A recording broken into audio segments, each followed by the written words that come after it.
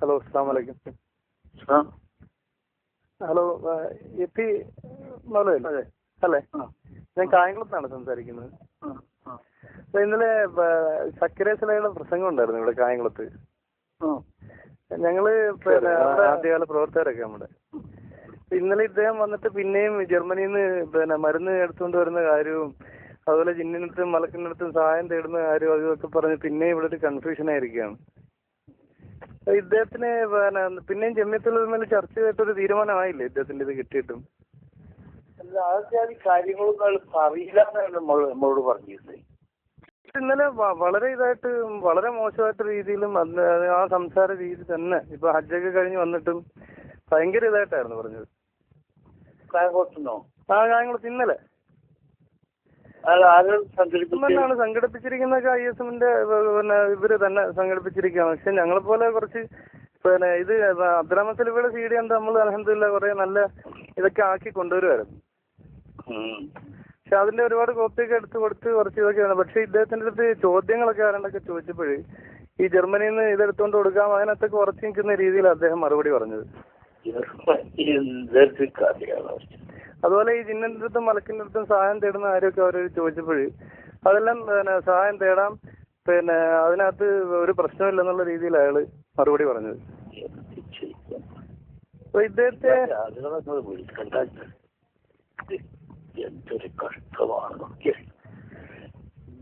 കാരണം ഇനിയും ഒരുപാട് പരിപാടി ഉണ്ടെന്നാ തോന്നുന്നത്. നമുക്ക് എന്ത് ചെയ്യാൻ പറ്റും പോലെ ഈ വിഷയത്തില്? നമ്മള് അവനോട് യോജിക്കുന്നില്ല എന്നുള്ളതൊക്കെ നമ്മളേറ്റൊക്കെ ഒരു മാനസികമായിട്ട് അകൽച്ചലാണ്. ആളുകൾ ശ്രമിക്കേ വെയ്യുള്ളൂ. അയാളെ അങ്ങനെ വിളിക്കാതിരിക്കൽ മാത്രമേ ഇപ്പൊ ഇതിനൊരു മാർഗം കാണുള്ളൂ. പക്ഷെ കുറെ ആൾക്കാർക്ക് ഇദ്ദേഹത്തിന്റെ ഈ വളരെ തരംതാണ രീതിയിലുള്ള വർത്താനമൊക്കെ ഇഷ്ടമാണെന്ന് തോന്നുന്നു. പക്ഷെ പൊതുസമൂഹത്തിന് അത് ഇഷ്ടമാകത്തില്ലല്ലോ. അതെ, അങ്ങനത്തെ ആളുകളെ യോഗത്തിൽ പ്രസംഗിക്കാൻ ക്ഷണിക്കാതിരിക്കലല്ലാതെ എന്താ മാർഗം? അത് നമുക്ക് സംഘടനാപരമായിട്ട് ഇദ്ദേഹത്തെ ക്ഷണിക്കുക എന്നുള്ള രീതിയിൽ ഒന്നും കൊടുക്കാൻ പറ്റില്ല പോലെ. പറയുമ്പോ അയാൾക്ക് കൂടുതൽ മാർക്കറ്റിംഗ് കിട്ടുകയില്ല.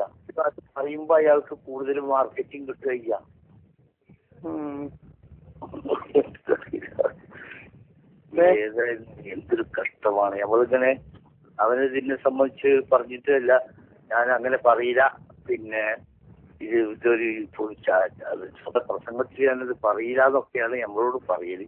ഇല്ലില്ല, ഇത് ജിന്ന് മനുഷ്യരൂപത്തിൽ വരും. അതുപോലെ ജിന്നിന്റെ അടുത്തും മലക്കിന്റെ അടുത്തും സഹായം തേടുന്ന കാര്യങ്ങള് അത് വേണ്ട വിധത്തിൽ സഹായം തേടാം. അവര് അതുപോലെ പിന്നെ മറ്റു കാര്യങ്ങളൊക്കെ അതിനുള്ള എത്തിക്കും. അവരെ ആരാധിച്ചാൽ ഉത്തരം കിട്ടുന്ന കാര്യവും ഈ സംഭവങ്ങളെല്ലാം പറഞ്ഞു അദ്ദേഹം.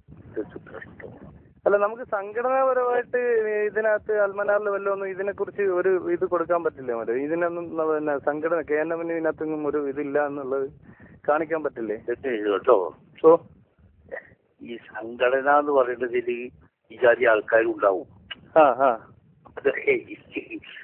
അപ്പം സംഘടന എന്ന് പറഞ്ഞിട്ട് സംഘടനയിൽ ഇവരൊക്കെ ഉണ്ടല്ലോ.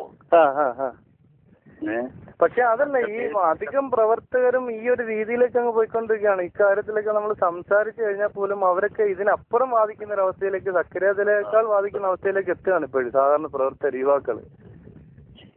ഇതൊരു മോശം ഇതിലേക്കല്ലേ നമ്മൾ പോകുന്നത്? നിങ്ങൾ ഒരു കാര്യം ചെയ്യും, നമ്മള് ഇങ്ങനെയൊക്കെ ഇയാൾ പറഞ്ഞു, അത് ഒരു പിന്നെ ഒരു കേരളം അതിന് തടയിടേണ്ടതാണ് എന്ന് പറഞ്ഞിട്ട് ജമിയത്തുലമക്ക് ഒരു കത്തേരി. തങ്ങൾക്ക് ജമിയത്തുലമ പ്രസിഡന്റ് ആയിക്കോട്ടെ. ശരി, ജമിയത്തുലമ അത് തടയിടണം എന്ന് പറഞ്ഞിട്ട് തങ്ങൾക്ക് കത്തേരി. ഈ അബ്ദുറഹ്മാൻ സലഫി ഇതായിട്ട് സംസാരിച്ചിട്ട് ഒരു മാറ്റവും ഇല്ലല്ലേ മോലെ? അന്നേരം അബ്ദുറഹ്മാൻ സലഫിയും അയാൾ പിന്നെ ഈ അബ്ദുറഹ്മാൻ സലഫിനോട് മാനസികമായിട്ട് ഒരു അകലിച്ചേരാ.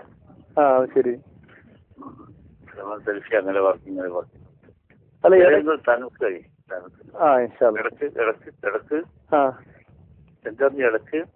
ഇടയ്ക്ക് അല്ല, ഇവര് തമ്മില് ഇദ്ദേഹം ഇതിനകത്ത് ജമിയത്തുൽ ഉലമയിലൊക്കെ അബ്ദുറഹ്മാൻ സലഫി ഈ വിഷയമൊക്കെ പറഞ്ഞതിന് ശേഷം ഇദ്ദേഹം ഒരു മറുപടി കത്ത് അയച്ചായിരുന്നല്ലോ. ആ കത്ത് ഇവിടെ വ്യാപകമായിട്ട് അങ്ങ് പ്രചരിച്ചിപ്പോഴും.